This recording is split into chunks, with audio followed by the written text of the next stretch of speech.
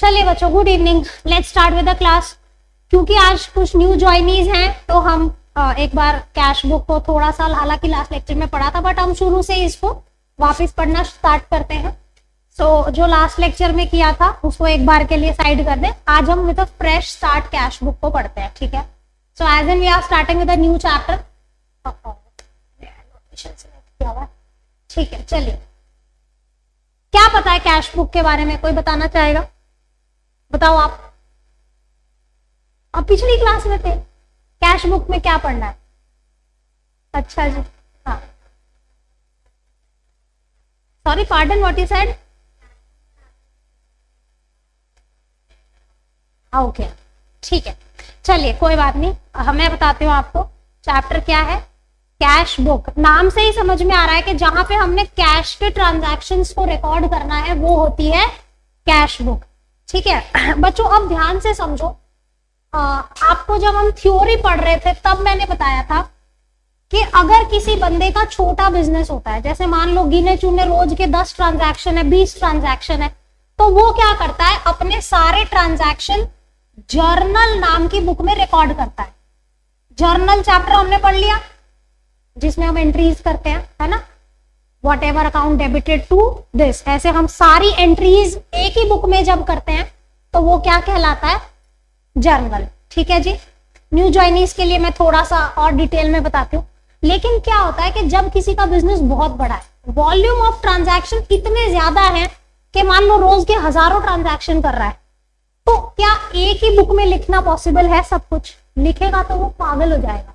अगर कुछ ढूंढना पड़ गया उसको, he'll go mad, राइट? अच्छा, अब इसको एक इस तरीके से समझो, जैसे एक बच्चा होता है जो स्कूल में सब कुछ नोट करता है, टीचर एक भी, जैसे ये अंशिका जैसे बच्चे होते हैं ना, आपका मुझे नहीं पता बिकॉज ये पुरानी स्टूडेंट है, तो जो मैम ने बोर्ड पे लिखा मुझे सारी चीजें उतारनी है।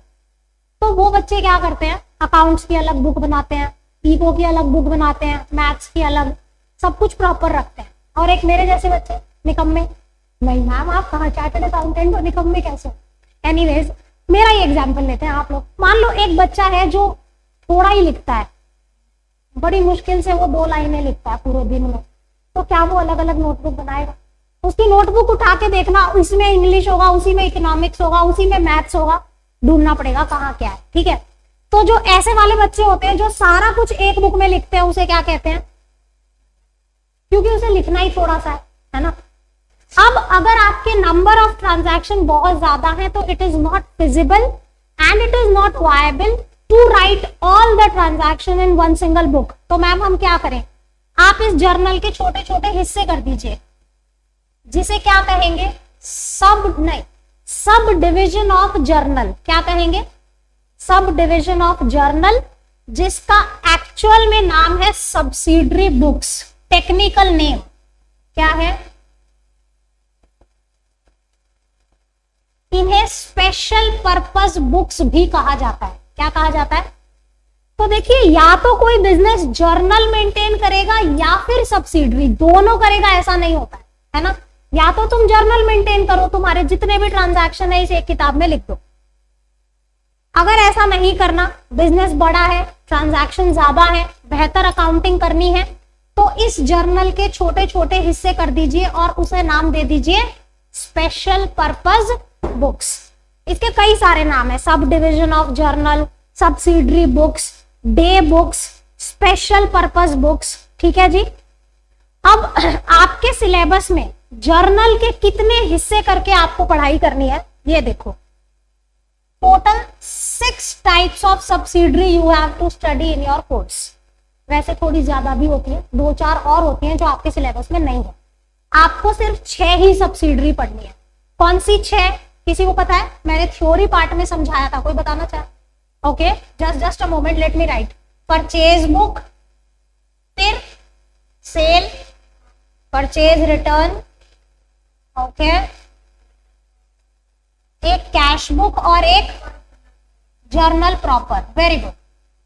तो ये 6 तरीके की सब्सिडरी आपने पढ़नी है। अब देखिए, इन 6 में से अगर आप अपना टीएस ग्रेवाल चेक करेंगे तो इस कैश बुक को लेके एक चैप्टर बनाया गया है और बाकी सारी किताबों के लिए दूसरा चैप्टर बना दिया है, कंबाइंड, करेक्ट। अगर इस चैप्टर का आप नाम पढ़े, क्या लिखा है देखो, special purpose books part 1 cash book, है ना। यानी हम इन 6 में से कौन सी सब्सिडरी आज पढ़ने जा रहे हैं, कैश बुक। और बची हुई 5 सब्सिडरी हम कब पढ़ेंगे, अगले चैप्टर में, ठीक है जी। This is the most important subsidiary book which is to be studied. थोड़ा थोड़ा मैं इन सारी के सब्सिडरी के बारे में बताऊंगी, डिटेल में नहीं, थोड़ा थोड़ा सबके बारे में बताऊंगी। परचेज बुक में कौन से ट्रांजैक्शंस आते हैं, क्रेडिट परचेज। अगर आप उधार पे गुड्स खरीद के लाते हैं तो कौन सी बुक में लिखेंगे, ठीक है, परचेज बुक। अगर आपने उधार पे किसी को सामान बेचा है, क्रेडिट सेल्स है, तो कौन सी बुक में आएगी, क्रेडिट सेल्स। अच्छा, अगर कैश में सामान खरीदा या बेचा तो कहां जाएगा, कैश बुक में जाएगा, है ना। फिर ये परचेज रिटर्न, सेल रिटर्न किस काम में आती है, जो ये वाले उधार के परचेज सेल थे, अगर वो रिटर्न हो जाते हैं तो इन बुक्स में आएंगे।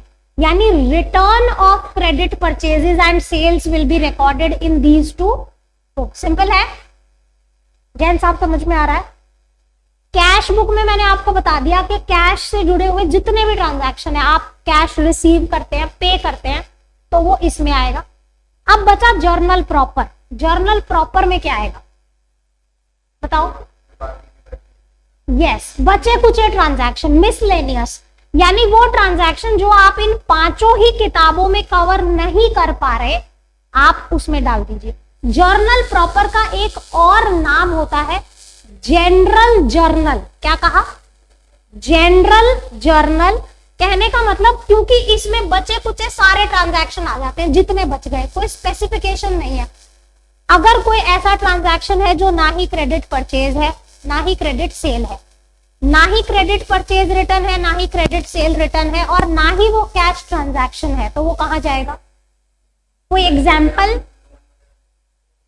अगर आप लोन लेते हैं तो बच्चे ये तो कैश ट्रांजैक्शन होगा। अगर आपने किसी से पैसे उधार लिए तो कैश ट्रांजैक्शन। कोई एग्जाम्पल देना चाहेगा, ऐसा कौन सा ट्रांजैक्शन हो सकता है जो इन 5 ही किताबों में नहीं आ सकता, डेप्रिसिएशन, वेरी गुड, और डिस्काउंट रिसीव्ड, ओके, और थेफ्ट, ठीक है, और यस, अगर आपने गुड्स के अलावा कोई सामान उधार पे खरीदा, जैसे फॉर एग्जाम्पल ये एसी मैं उधार पे खरीद के ले आऊं, अगर कैश दे के खरीदा तो कैश बुक में आएगा, अगर उधार पे खरीदा तो जर्नल प्रॉपर। क्यों, क्योंकि ये एसी गुड्स नहीं है बच्चे। गुड्स क्या होते हैं, जिसमें आप डील कर रहे हो, नहीं, regular transaction is a wrong word, the thing you deal in is called goods. For better clarity, अगर आपकी कपड़े की दुकान है तो कपड़ा गुड्स है, अगर राशन की दुकान है तो राशन गुड्स है, स्टेशनरी की दुकान है तो स्टेशनरी गुड्स है। यानी जिस चीज का आप काम कर रहे हैं उसको अगर आप उधार पे खरीद के लाते हैं तो यहां लिखिए, उसके अलावा कुछ भी खरीदा तो उधार पे जर्नल, सॉरी, हाँ, अगर आपने गुड्स उधार पे खरीदे तो यहां, अगर वो उधार पे खरीदे हुए रिटर्न कर दिए तो यहां, ठीक है जी। ओवरव्यू समझ में आ गया 6 सब्सिडरी बुक्स का। बैंक से लोन लेने की एंट्री बता, फंस गया बोल, bank account debited to bank loan, correct. ये जो कैश बुक होती है ना, इसमें कैश और बैंक दोनों के ट्रांजैक्शंस आते हैं, समझ में आ गया। So will come to that, okay. तो चलिए बच्चे एक बार इसे रीड करते हैं। हालांकि मैंने आपको सारी बातें बता दी, बट जस्ट फिर भी हम रीड करेंगे। For small business it is, मुझे पता है घर जाके तुम नोट्स पढ़ने वाले हो नहीं, तो मैं ही पढ़ा दूं। Okay, so for a small business it is easy to record all the transaction in one book, that is journal. But as the business expands and the number of transactions become large, it is too difficult and complex to journalize each and every transaction in a single book. So for quick and efficient accurate recording, journal is subdivided. journal के छोटे छोटे हिस्से कर दिए जाते हैं, जिसे क्या कहते हैं, special journal. These special journals are called day books, subsidiary books, special purpose books. Each subsidiary is meant for a similar nature transaction, मैंने बता दिया कौन सी सब्सिडरी में क्या ट्रांजैक्शन जाएगा। For example, all cash transactions in a cash book, after recording transactions in special journal they are to be posted. देखो, आपका एक अकाउंटिंग का सिस्टम होता है, थ्योरी पार्ट में आपने पढ़ा था ना, identifying, measuring, recording, classifying, summarizing. Identify में हम क्या करते हैं कि ये इवेंट है या ट्रांजैक्शन है। अगर ट्रांजैक्शन है तो कितने रुपए का ट्रांजैक्शन है हम मेजर करते हैं। बुक्स में लिखने की शुरुआत होती है रिकॉर्डिंग स्टेज से यस, यानी रिकॉर्डिंग जो होती है वो सबसे पहला स्टेप होता है बुक्स ऑफ अकाउंट्स बनाने का। अब ये वाली रिकॉर्डिंग या तो आप जर्नल में कर लीजिए या फिर सब्सिडरी में, अग्री। रिकॉर्डिंग के बाद अगला स्टेज कौन सा होता है, क्लासिफाइंग। क्लासिफाइंग की जाती है लेजर में, से यस। बच्चों, आपने जर्नल से लेजर बनाना तो सीख लिया कि जब आपने जर्नल एंट्री बनाई होती है उससे लेजर कैसे बनता है, लेकिन अब सब्सिडरी से लेजर कैसे बनता है वो भी हमें सीखना पड़ेगा। समझ में आ रहा है? आपको क्या बोला है, for each subsidiary, sorry, after recording the transactions in special journal they are to be posted to ledger because subsidiary is a recording stage. आप पहले रिकॉर्ड करेंगे फिर उसे क्लासिफाई करेंगे। जिन्होंने आज ज्वाइन किया है, new joinees, I would request you to please cover up the portion from videos. The videos are itself in very good. इस लाइव क्लास की ही रिकॉर्डिंग है विद स्मॉल लिटिल एडिटिंग्स, ठीक है, मतलब थोड़ा बीच बीच का जैसे इनको टाइम दिया जाता है वो कट कर दिया जाता है सो दैट जब कोई वीडियो देखे तो जल्दी खत्म हो जाए, right? So please you have to cope up because you have joined late. I am there to help. देखो, अगर आप मेरे को ऐसा बोलोगे कि मैम आप पूरा बैठ के दोबारा पढ़ाओ, sorry I won't, and I won't be able to. Reason being this is a group tuition. But yeah, definitely I would help. जैसे रात को घर पे बैठ के एक वीडियो देख ली, 1 घंटा इंस्टाग्राम चलाते हो उसकी जगह वीडियो देख लेना, ठीक है ना? आपने रात को कोई वीडियो देखी, नहीं कुछ समझ आया, अगले दिन आके पूछो, I am there to help, right? So उतना आपको मेहनत करनी पड़ेगी क्योंकि आप थोड़े से लेट हो। यस बच्चा बोल।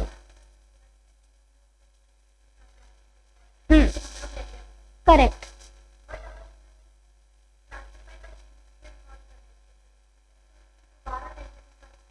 Good question, very good question, interesting. क्या स्कोर था अंशिका 10th में? 90?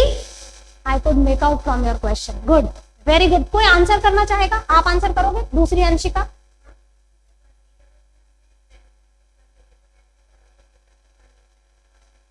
ओके, थोड़ा सा सही बताया, थोड़ा सा गलत। Let me answer her question.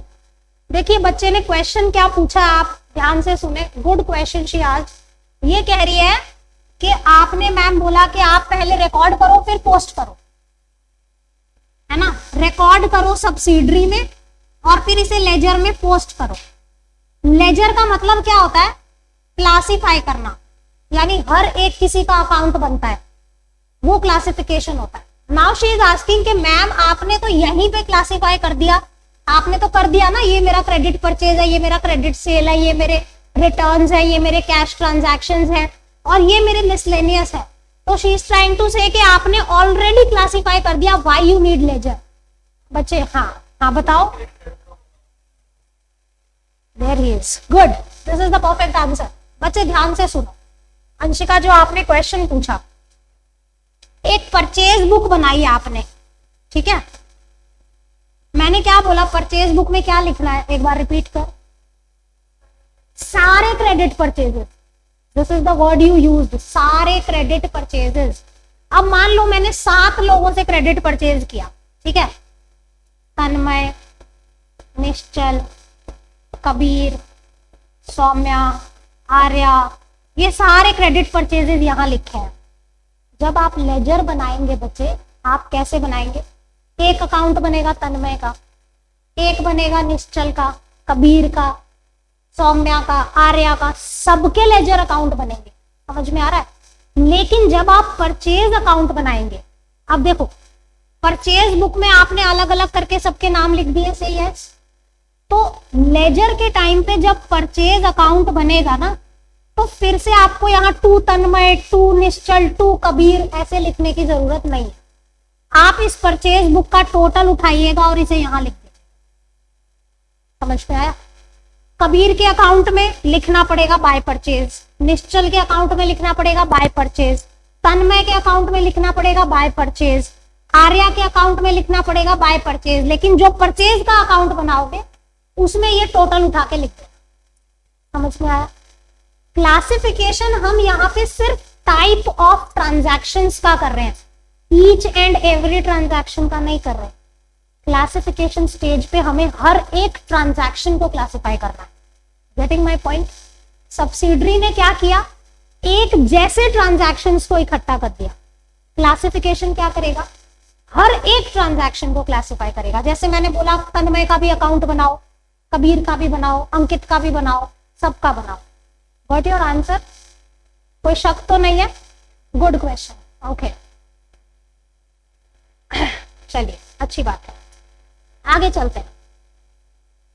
Classification and sub division, ये मैंने आपको ऑलरेडी बता दिया। There are 6 types, cash book, purchase book, sale book, purchase return, sales return and journal proper. क्या मुझे ये दोबारा बताना है?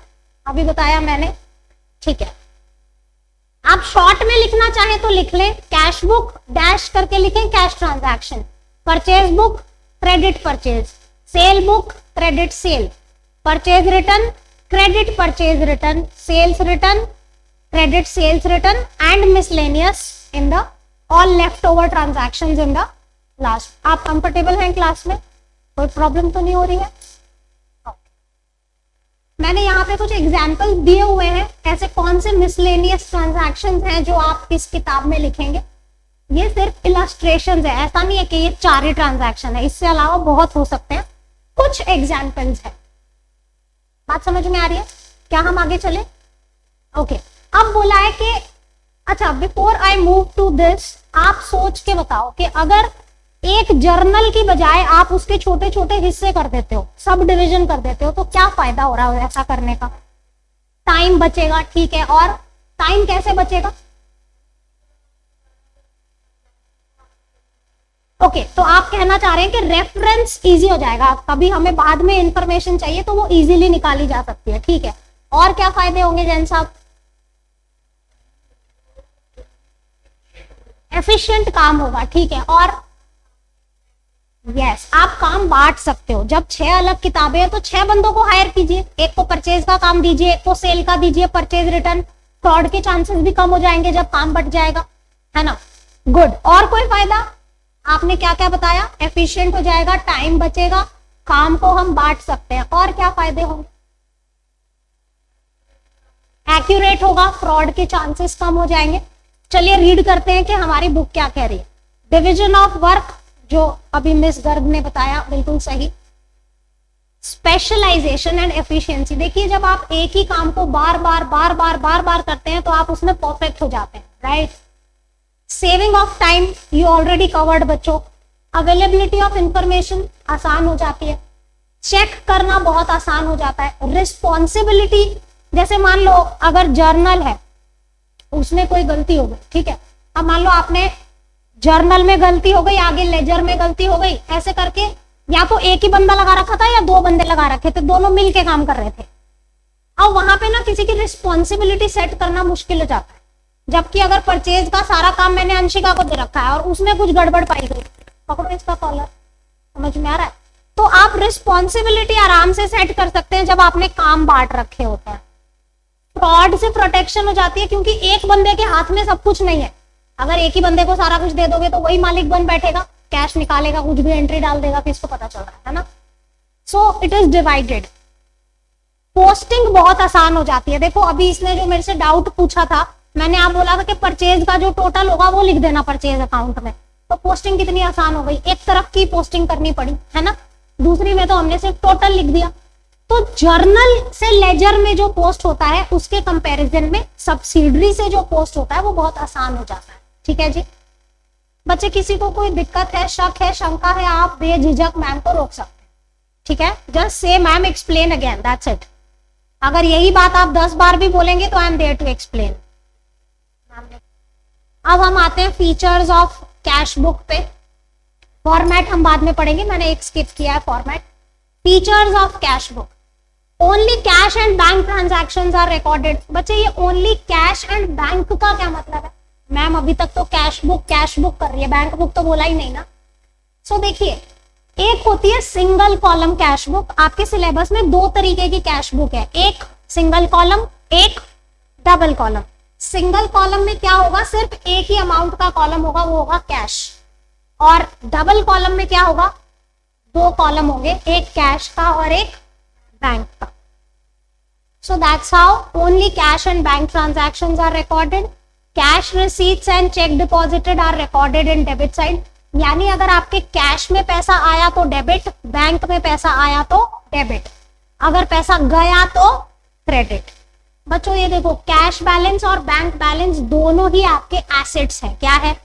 एसेट्स के रूल क्या होते हैं? Debit the increase, credit the decrease, है ना। जब एसेट बढ़ता है तो डेबिट किया जाता है और घटता है तो क्रेडिट, ये पढ़ा हुआ है। तो जब भी कैश आएगा डेबिट होगा, कैश जाएगा क्रेडिट।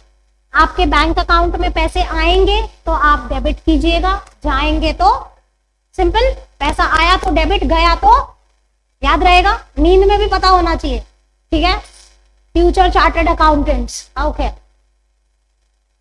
आगे क्या बोला है? It records only one aspect of the transaction. ये कौन समझाना चाहेगा? कह रहा है कि ये ट्रांजैक्शन का सिर्फ एक ही एस्पेक्ट रिकॉर्ड करता है।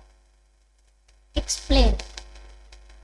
हाँ ठीक है, चलिए एक एग्जांपल से देखते हैं। मान लेते हैं हमने सैलरी पे की, तो अगर जर्नल बना रहे होते तो कैसे लिखते? Salary account debited to cash, ऐसे करना पड़ता अगर हम जर्नल बनाते तो। Salary account debited to cash, हाँ बोलो, ऐसे ही लिखते अगर जर्नल में लिखते तो। लेकिन जब आप कैश बुक बना रहे हैं आपको ऐसा नहीं करना पड़ेगा। आप सिंपली यहाँ पे लिख दीजिए बाय सैलरी और कैश के अमाउंट यहाँ लिख दीजिए। अगर आपने कैश बुक में क्रेडिट साइड पे लिखा है मतलब कैश क्रेडिट ही किया है। अंडरस्टूड है? कहने का मतलब जैसे यहाँ पे हम दोनों इंपैक्ट लिख रहे हैं, सैलरी को डेबिट कर रहे हैं, कैश को क्रेडिट कर रहे हैं। इधर हमें सिर्फ बाय सैलरी लिखने से काम हो जाएगा। क्यों काम हो जाएगा? क्योंकि आप कैश बुक के क्रेडिट साइड पे एंट्री कर रहे हैं। ये अंडरस्टूड है कि टू कैश हो रहा है, समझ में आ रहा है? तो इसलिए लिखा है कि only one aspect is recorded. और एग्जांपल लो, आपने कैश में सामान बेचा, जर्नल एंट्री बताना बच्चे। कौशिक साहब जल्दी बताओ, कैश में सामान बेचा की जर्नल एंट्री? मारना उसको, घूम के मारो, खींच के मारो उसको। Cash account debited to sales, अगर आप जर्नल में करते तो ऐसा करते, लेकिन जब आपने कैश बुक बनाई है तो यहाँ टू सेल्स लिख दीजिए, काम हो गया। अगर आपने कैश बुक के डेबिट साइड में एंट्री करी है मतलब वो अंडरस्टूड है कि कैश डेबिट किया है। Logical? So it is said कि हम एक ही एस्पेक्ट लिखते हैं और हमारा काम हो जाता है। Transactions are recorded in a chronological, that is date wise, वो ठीक है। It perform function of both journal and ledger. This is a 3 marker question often asked in exams. वो आपसे कहेंगे cash book is a journalized ledger, explain. 3 marker question, बताइए ऐसा क्यों कहा गया है? ये आपके सामने कैश बुक मैंने बना रखी है, पैसा आया तो डेबिट, गया तो क्रेडिट, और आपको बोला है कि ये जो कैश बुक है आपका सब्सिडरी और लेजर, जर्नल लेजर दोनों का काम कर रही है। ऐसा क्यों? आपको इसको देख के कुछ, इसके फॉर्मेट को देख के कुछ समझ में आ रहा है कि ये जर्नल और लेजर दोनों का काम क्यों कर रहा है? अच्छा, आपको मैं एक काम करती हूँ, बेहतर क्लैरिटी के लिए कैश बुक का फॉर्मेट दिखाती हूँ। पहले कैश बुक किस तरीके से बनती है, let me go to the format. Yes, this is the format of cash book. ये इस तरीके से बनती है। डेट पर्टिकुलर एलएफ अमाउंट, ये voucher number for reference, date particular LF amount. ऐसा क्यों बोला है कि जर्नल और लेजर दोनों का काम कर देगी ये कैश बुक?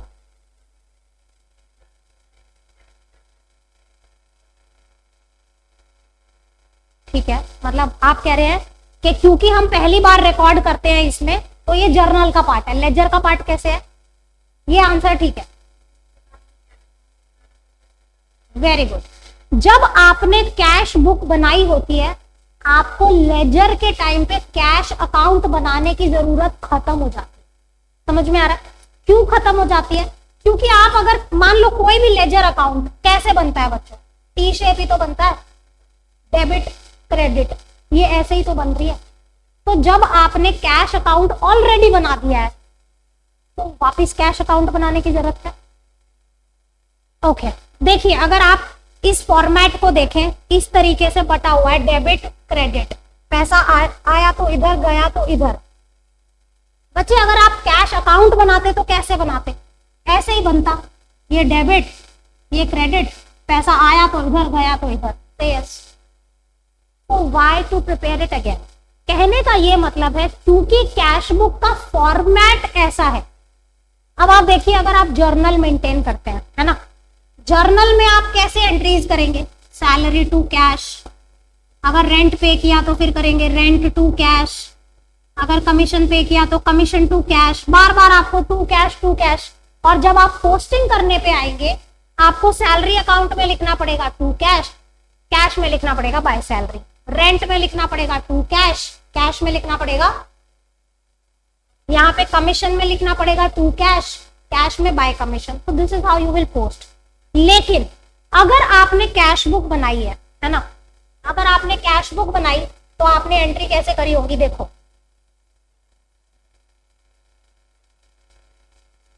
आपने अगर कैश बुक बनाई तो आप यहाँ डेट लिखोगे, यहाँ लिख दोगे by salary amount, bye rent amount, bye commission account amount. ये आपका सब्सिडरी है। अब इसे पोस्टिंग करो। पोस्टिंग करने में आपको क्या करना पड़ेगा?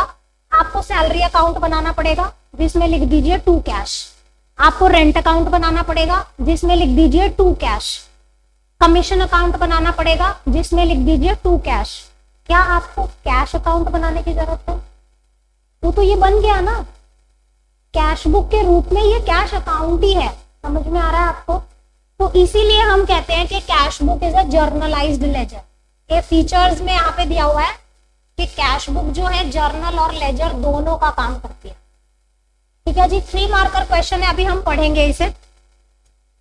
अब बोला है debit balance of cash column is cash balance, debit balance of bank column is bank balance and credit balance of bank column is bank OD.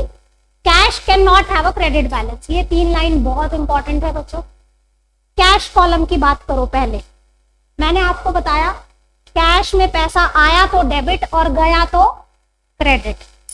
बच्चों अगर मैं कहूं कि मेरे कैश में 100 रुपए टोटल आए और टोटल 80 मैंने पे कर दिए, कितने बचे? 20 रुपए।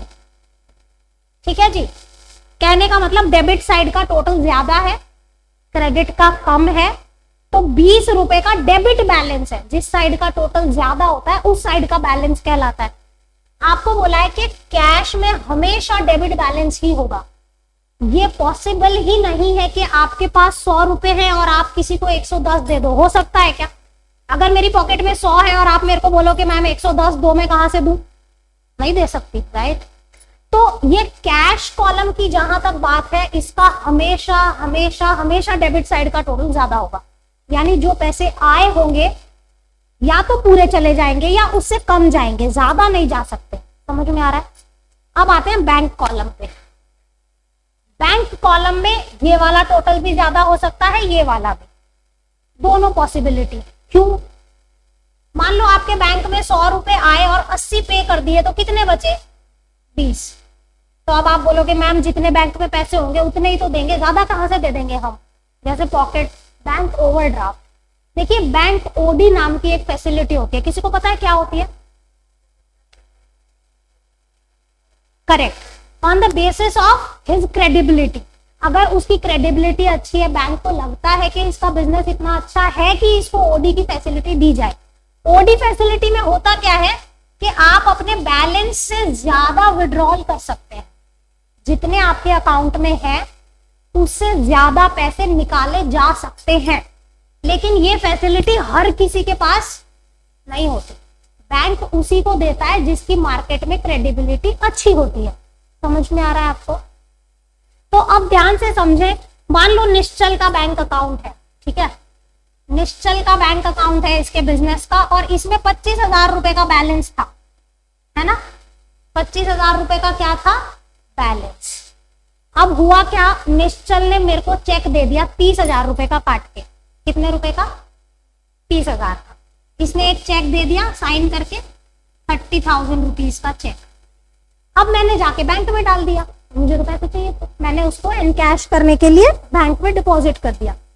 अब देखिए दो पॉसिबिलिटी है, अगर तो निश्चल के पास ओडी फैसिलिटी नहीं होगी तो ये चेक रिजेक्ट हो जाएगा, बाउंस हो जाएगा, वो चेक क्लियर ही नहीं होगा, क्योंकि चेक 30,000 का है, पैसे 25 ही है, समझ में आ रहा है।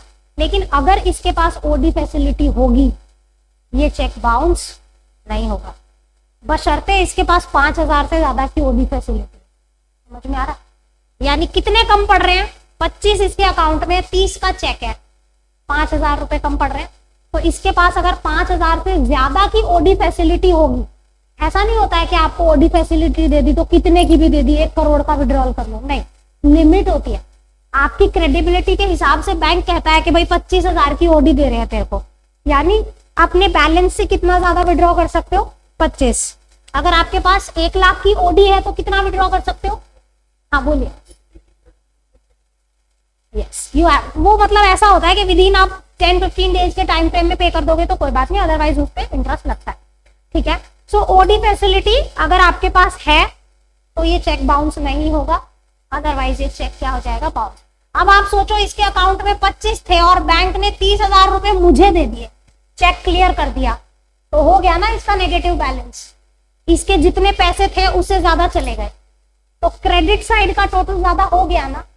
यानी यहां पे बोला है कि कैश का कभी भी क्रेडिट बैलेंस नहीं हो सकता, कहने का मतलब कैश में कभी भी क्रेडिट साइड का टोटल ज्यादा नहीं होगा। लेकिन बैंक में दोनों पॉसिबिलिटी है, ऐसा भी हो सकता है कि बैंक बैलेंस है, ऐसा भी हो सकता है कि बैंक ओडी है। समझ में आ रहा है, यहां पे देखो, debit balance of cash book is called cash balance, cash can not have a credit balance, mind this can never be possible. Debit balance of, अगर आपका आंसर कैश में नेगेटिव आ रहा है तो या तो क्वेश्चन में गड़बड़ है या आपने सोल्यूशन में गड़बड़ की, ठीक है। Debit balance of bank column is called bank balance, यानी अगर आपका डेबिट साइड का बैंक टोटल ज्यादा है तो डिफरेंस जो आएगा वो बैंक बैलेंस कहलाएगा, अगर क्रेडिट साइड का टोटल ज्यादा है तो डिफरेंस जो आएगा वो क्या कहलाएगा, बैंक ओडी, ओवरड्राफ्ट। कुछ दोबारा बताना है, hello are you here, okay good. चलिए अब ये 3 मार्कर क्वेश्चन है, एक बार रीड कर लेते हैं। पूछा इस तरीके से जाता है, cash book a subsidiary and a principal, explain. Principal ledger को कहा जाता है ना, cash book is a journalized ledger, किसी भी तरीके से पूछे, आंसर ये रहा, cash book serves the purpose of both journal as और subsidiary because of original entry, क्योंकि हम पहली बार इसमें एंट्री कर रहे हैं, अभी किसी बच्चे ने आंसर दिया था ना, ठीक है। And ledger principle, cash transactions are first recorded in the cash book, then they are posted to ledger, so it is called subsidiary. When cash book is prepared there is no need to prepare cash account, so cash book also becomes a part of ledger. Thus, cash book serves the purpose of both journal as well as ledger, and hence it is called journalized ledger. Simple है, laser के time पे आपको सिर्फ cash account नहीं बनाना पड़ेगा, other जो effect है वो सारी बनानी पड़ेंगी। जैसे अगर आपने लिखा है बाय सैलरी, सैलरी अकाउंट बनाना पड़ेगा, बाय रेंट, रेंट बनाना पड़ेगा, बाय कमीशन बनाना पड़ेगा, बाय मिस्टर एक्स बनाना पड़ेगा, एक्स का account. The only thing you will not prepare is cash account and bank account if it is 2 columnar. Okay, good. कुछ पूछना है, हाँ बोले। हाँ इसका ही प्रिंट मिलेगा। ओके बच्चों, difference between cash account and cash book, हम कह रहे हैं कि जब हमने कैश बुक बना दी तो हमें कैश अकाउंट बनाने की जरूरत खत्म हो गई। तो अब इन दोनों का डिफरेंस समझते हैं कि क्या है। कैश बुक जो है वो एक, ये मान लो सब्सिडरी का पार्ट है, रिकॉर्डिंग स्टेज है, और कैश अकाउंट क्या है, classifying, ledger. It is a book of original entry because all cash transactions are first recorded. This is opened in ledger and posting is done from journal. यानी जब आप journal बनाते हैं तो आपको कैश अकाउंट बनाना पड़ता है, लेकिन जब आप कैश बुक बनाते हैं तो कैश अकाउंट बनाने की जरूरत नहीं है. Cash book will serve the purpose of both journal as well as ledger, लेकिन ये सिर्फ लेजर का ही काम करेगा, right. The cash book is not dependent on any other book but this is dependent on journal. यानी journal बनाई होगी तो आप इसे बनाएंगे, अगर ये बनाई है तो ये किसी पे डिपेंडेंट नहीं है, ये तो अपनी सोल उस पे बनती है, कैपेसिटी पे, right. Cash book can be 3 types, single column, double column and petty cash. There is only 1 type of cash account. ये पेटी कैश क्या होता है तो बताना चाहे, छोटे मोटे खर्चों के लिए, करेक्ट. तो देखिए कैश बुक में आप टोटल 3 तरीके की बुक्स को पढ़ेंगे. एक सिंगल कॉलम जिसमें सिर्फ कैश की अमाउंट होगी, डबल कॉलम जिसमें एक कॉलम कैश का होगा, दूसरा बैंक का होगा, तीसरा पेटी कैश बुक. अब इसमें भी 2 टाइप है, पेटी कैश की भी 2 टाइप है. एक सिंपल पेटी कैश है और एक एनालिटिकल पेटी कैश बुक है, ठीक है. दोनों करवाई है स्कूल में या किसी ने स्किप की है? Okay, started with cash book today only, fine. तो आपको इतनी बात समझ में आई बच्चों मेरी? आगे पढ़ो. जो कैश अकाउंट का फॉर्मेट होता है उसमें जर्नल फोलियो, जैसे कैश अकाउंट जब आप बनाएंगे डेट पर्टिकुलर जेएफ अमाउंट होगा, डेट पर्टिकुलर जेएफ अमाउंट, ऐसा फॉर्मेट होता है कैश अकाउंट का. और कैश बुक के फॉर्मेट में जर्नल फोलियो की जगह कौन सा होता है? Ledger folio. ऐसा क्यों है ये समझो कि जो कैश अकाउंट होता है ये लेजर का पार्ट होता है, लेजर के साथ बनता है, तो इसलिए जर्नल का रेफरेंस दिया होता है उसमें. अब ये क्योंकि हमारा रिकॉर्डिंग स्टेज है, सब्सिडरी में है ना ये, तो इसके बाद लेजर बनेगा, तो इसलिए यहाँ पे लेजर का रेफरेंस नंबर दिया होता है. When transactions are recorded in journal, cash account is opened separately. When transactions are recorded in cash book, no need to open cash account. Cash account cannot record the bank transaction also, but cash book can do so. Cash account does not record voucher number. ये voucher number record करेगी क्योंकि ये first time record कर रही है ना? Okay. चलिए, similarity between cash book and journal. बच्चों ये ट्रांजैक्शंस ऐसे, ये क्वेश्चंस ऐसे हैं जिनको मैं ना भी बताऊं तो आप एग्जाम में लिख पाएंगे, बट बेटर है कि हम एक बार रीड कर लेते हैं, आपके माइंड में रहेगा कि हाँ मैम ने पढ़ाया था, राइट. जर्नल में और कैश बुक में क्या सिमिलैरिटी है? जर्नल और कैश बुक ये दोनों ही रिकॉर्डिंग स्टेज है, करेक्ट. या तो आप जर्नल मेंटेन करोगे या तो सब्सिडरी, है ना. Just like journal, transactions in cash book are also recorded for the first time. Just like transactions are recorded in, जैसे journal में date wise होता है, यहाँ भी date wise होता है. Just like journal, transaction from cash book are also posted. जैसे आप journal से posting करते हैं बच्चों, वैसे ही cash book से भी आप posting करेंगे. अंतर सिर्फ इतना है कि कैश अकाउंट मत बनाना बस, ठीक है. Just like journal, cash book also contains ledger folio number. और ये फॉर्मेट की बात हो रही है, नॉट अ बिग डील, ठीक है. अब आते हैं similarity between cash book and ledger. Format same है. कैश अकाउंट हमने क्या बोला कि जब आपने कैश बुक बना दी तो कैश अकाउंट बनाने की जरूरत खत्म हो गई. क्यों? क्योंकि एक तो फॉर्मेट बिल्कुल सेम है इसका, वही डेबिट वही क्रेडिट हम करते हैं. पढ़ो. फॉर्म ऑफ कैश बुक यानी format is closely resembling to ledger. Cash book serves the purpose of cash account as well. When cash book is prepared, there is no need to prepare cash account. Just like ledger, to and by words are used in the cash book. Just like ledger, it is also balanced. जैसे ledger की balancing की जाती है ना कि debit का total minus credit का total, ऐसे ही इसकी भी बैलेंसिंग की जाती है, ठीक है जी. Advantages of maintaining cash book. Cash book को बनाने के क्या फायदे हैं? It serves the purpose of both journal and ledger. Cash और बैंक ट्रांजैक्शन दोनों लिखे जा सकते हैं. enables the businessman to know cash and bank balance at any point of time।